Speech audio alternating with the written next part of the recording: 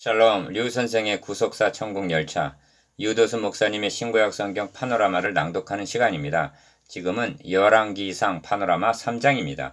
지혜를 주신 하나님. 솔로몬이 왕위에 올라 1장, 나라를 견고하게 한 후에 2장, 3장에서는 하나님께 일천 번제를 드립니다. 이는 왕위에 오르게 하신 하나님께 대한 감사일 뿐만이 아니라 하나님의 뜻대로 나라를 다스리겠다는 일종의 헌신 예배와 같은 의미였던 것입니다.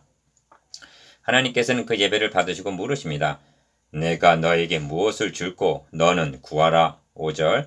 솔로몬은 나의 하나님 여호와여, 주께서 종으로 종의 아버지 다윗을 대신하여 왕이 되게 하셨사오나 종은 작은 아이라 출입할 줄을 알지 못하고 주께서 택하신 백성 가운데 있나이다. 그들은 큰 백성이라 수요가 많아서 셀 수도 없고 기록할 수도 없사오니 누가 주의 이 많은 백성을 재판할 수 있사오리이까. 듣는 마음 지혜를 종에게 주사 주의 백성을 재판하여 선악을 분별하게 하옵소서 합니다. 7절에서 9절.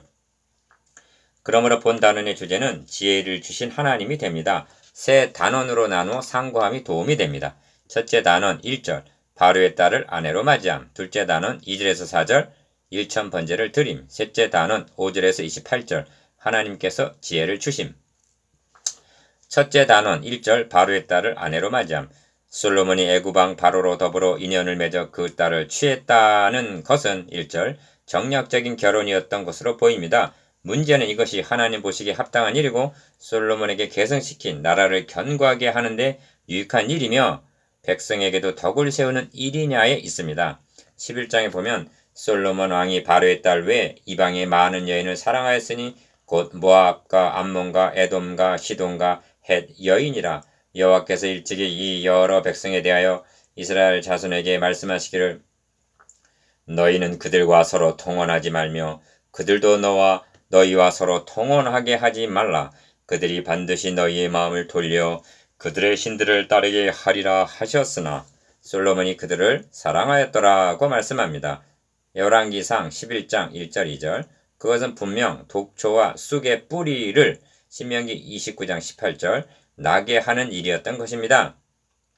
삼손이 블레셋의 딸 중 한 여자를 보고 아내를 삼으려 했을 때 그의 부모가 그에게 이르되 너의 형제들의 딸 중에나 내 백성 중에 어찌 여자가 없어서 너가 할례 받지 아니한 블레셋 사람에게 가서 아내를 맞으려 하느냐고 만류하였으나 삼손은 내가 그 여자를 좋아하오니 나를 위하여 그 여자를 데려오소서 하고 부모의 만류를 무시했다가 사사기 14장 1절에서 3절 어떠한 종말을 맞게 됩니까? 아브라함은 아들 이삭에게 현숙한 아내를 맞이하게 하기 위하여 얼마나 세심한 배려를 했는가를 성경 한 장을 할애하여 보여주고 있습니다. 창세기 24장. 이로미로 보건대 다윗은 왕위는 하나님의 뜻대로 솔로몬에게 계승을 시켰으나 그를 위하여 중요한 임무, 아내를 맞이하는 하나를 마무리하지 못한 것이 됩니다. 이로 말미암아 훗날 솔로몬에게 얼마나 큰 비극을 가져오게 되는가를 보게 될 것입니다. 이 점은 오늘의 부모와 자녀들에게도 심각한 교훈과 경계가 된다 하겠습니다. 둘째 단원 2절에서 4절 일천 번제를 드림. 이에 왕이 제사하러 기브온에 가니 거기는 산당이 큼이라. 솔로몬이 그 제단에 일천 번제를 드렸더니 합니다. 4절. 이 점은 애굽의 공주를 아내로 맞이한 것과 함께 심각한 신학적인 문제를 제기하고 있습니다. 하나님께서 밤에 솔로몬의 꿈에 나타나셔 내가 너에게 무엇을 줄꼬 너는 구하라 하신 말씀만 보고 산당에서 제사했다는 점을 당연시해서는 아니 됩니다. 솔로몬 당시는 회막은 기본에 있었고 법궤는 다윗에 의하여 예루살렘으로 운반해 온 상황이었습니다. 본문은 그때까지 여호와의 이름을 위하여 성전을 아직 건축하지 아니하였으므로 백성들이 산당에서 제사하며 솔로몬이 여호와를 사랑하고 그의 아버지 다윗의 법도를 사랑하였으나 산당에서 제사하며 분향하더라고 2절 3절 여운을 남기고 있습니다. 이 점에서 본질적인 물음을 하게 되는데 성막 또는 성전은 무엇에 대한 모형이며 번제단에서 드려지는 양은 누구에 대한 상징인가 하는 점입니다. 그것은 분명합니다. 성막은 임마누엘 하실 그리스도의 모형이며 희생 제물은 세상 죄를 지고 가는 하나님의 어린 양의 그림자로 주어진 것입니다. 그렇다면 이에 왕이 제사하러 기브온으로 가니 거기는 산당이 큼이라 솔로몬이 그 제단에 1,000번제를 드렸더니 하는데 4절 이것이 옳은 일인가? 하나님께서 산당을 잠정적으로 허용하셨다 하여도 옳은 일은 아니었던 것입니다.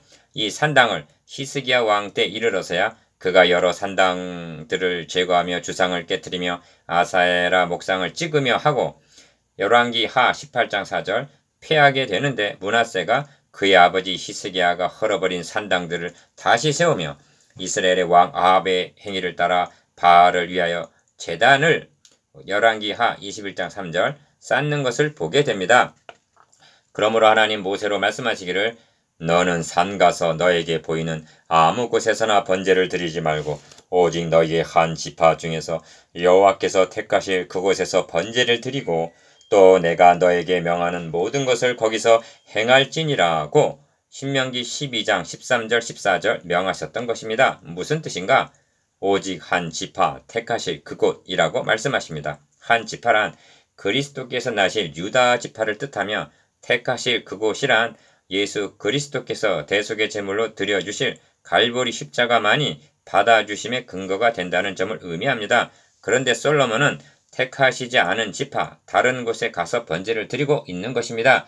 그래서 개혁성경은 오히려 산당에서 제사하며 분향하더라고 3절 하반절 말씀하고 다른 번역에서는 여전히 산당에서 또는 다윗의 법도를 따라 살았다.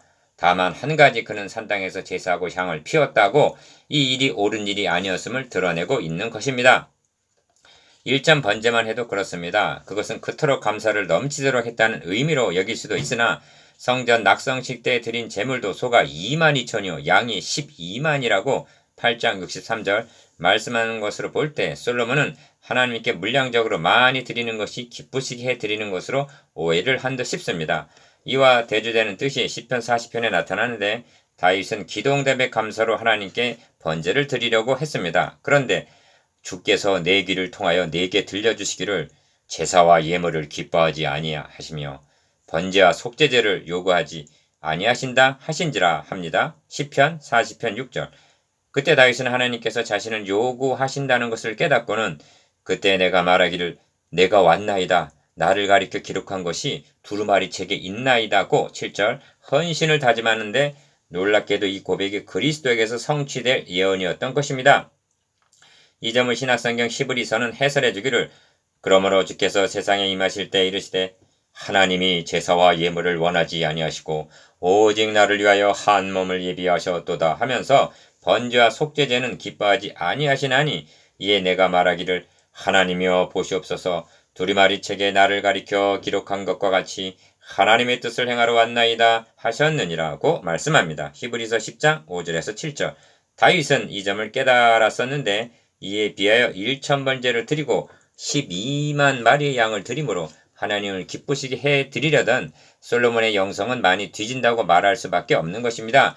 이는 예배당 건물을 지어도 크게, 더 크게, 좀 더 크게 하고 물량주의적인 사고에 빠져있는 현대교회의 경각심을 불러일으킨다 하겠습니다. 셋째 단원 5절에서 28절 하나님께서 지혜를 주심 하나님께서는 내가 너에게 무엇을 줄꼬 너는 구하라 하십니다. 5절 솔로몬은 나의 하나님 여호와여 주께서 종으로 종의 아버지 다윗을 대신하여 왕이 되게 하셨사오나 종은 작은 아이라 출입할 줄을 알지 못한다. 즉 분별력이 부족하다고 말하면서 누가 주의 이 많은 백성을 재판할 수 있사오리까 듣는 마음 지혜를 종에게 주사 주의 백성을 재판하여 선악을 분별하게 하옵소서 합니다. 7절에서 9절 솔로몬이 이것을 구하매 그 말씀이 주의 마음에 든지라 합니다. 10절 어찌하여 지혜를 구한 것이 하나님 마음에 맞는 것일까요? 여기에는 두 가지 의미가 있는데 첫째는 교훈적인 의미인데 지혜로 나라를 다스리려 즉 먼저 그의 나라와 그의 의를 구했기 때문입니다. 솔로몬은 자신의 백성이라 하지 않고 주의 백성이라고 말합니다. 9절 솔로몬은 하나님의 대리자로서 하나님의 백성을 통치해야 할 위임을 받았을 뿐입니다.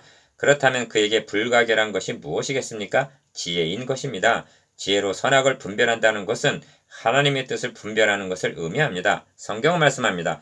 너희는 이 세대를 본받지 말고 오직 마음을 새롭게 함으로 변화를 받아 하나님의 선하시고 기뻐하시고 온전하신 뜻이 무엇인지 분별하도록 하라 합니다.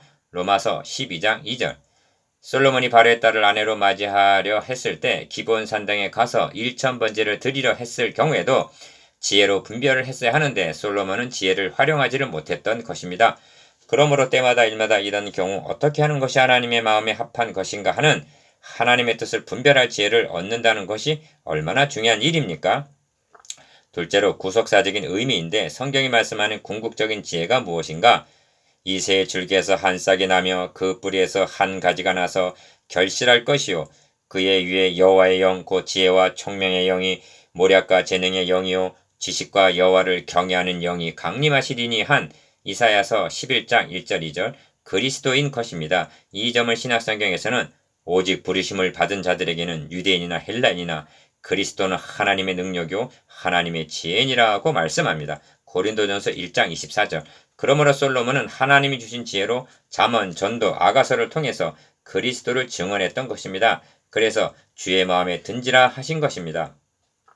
이는 신과에게 공통된 하나님의 기대치입니다. 주님은 충성되고 지혜 있는 종이 되어 주인에게 그 집 사람들을 맡아 때를 따라 양식을 나눠줄 자가 누구뇨 하고 마태복음 24장 45절 충성과 지혜를 겸비한 종을 찾고 계십니다. 누가복음에서는 지혜 있고 진실한 청지가 되어 누가복음 12장 42절라고 지혜를 먼저 꼽고 있습니다. 집사의 구비 조건으로도 성령과 지혜가 사도행전 6장 3절 충만하여 칭찬되는 사람이라야 한다고 말씀한다면 목회자에게는 더 필요한 것이 지혜인 것입니다. 이를 달리 표현한 것이 누가 주의 마음을 알아서 주를 가리키겠느냐. 그러나 우리가 그리스도의 마음을 가졌느니라는 말씀입니다. 고린도전서 2장 16절 솔로몬은 예루살렘에 이르러 여호와의 언약궤 앞에 서서 번제와 감사 제물을 드리고 모든 신하들을 위하여 잔치하였다라고 15절 말씀하는데 기브온에서 드린 일천번제와 예루살렘에서 드린 번제 중 어느 예배가 하나님을 더욱 기쁘시게 해 드렸겠습니까? 그때 장기 두 여자가 왕에게 와서 그 앞에 서며 16절 하고 최초의 재판이 예시되어 있습니다. 온 이스라엘이 왕이 심리하여 판결함을 듣고 왕을 두려워하였으니 이는 하나님의 지혜가 그의 속에 있어 판결함을 봄이더라 합니다. 28절 지도자의 권위는 하나님의 지혜가 그의 속에 있음으로만이 주어진다는 사실을 명심하십시다. 3장이 우리에게 주는 교훈은 솔로몬이 자기를 위하여 장수도 부귀도 구하지 않고 듣는 마음 지혜를 종에게 주사 주의 백성을 재판하여 선악을 분별하게 하옵소서라고 구한 것은 우리의 기도를 점검하게 합니다. 하나님께서는 그에게 지혜를 주신 것만이 아니라 구하지 아니한 부귀와 영화도 주셨습니다. 그러므로 너희로 하여금 모든 신령한 지혜와 총명에 하나님의 뜻을 아는 것으로 채우게 하시고 한 골로새서 1장 9절 기도 제목은 우리가 사모해야 할 덕목입니다.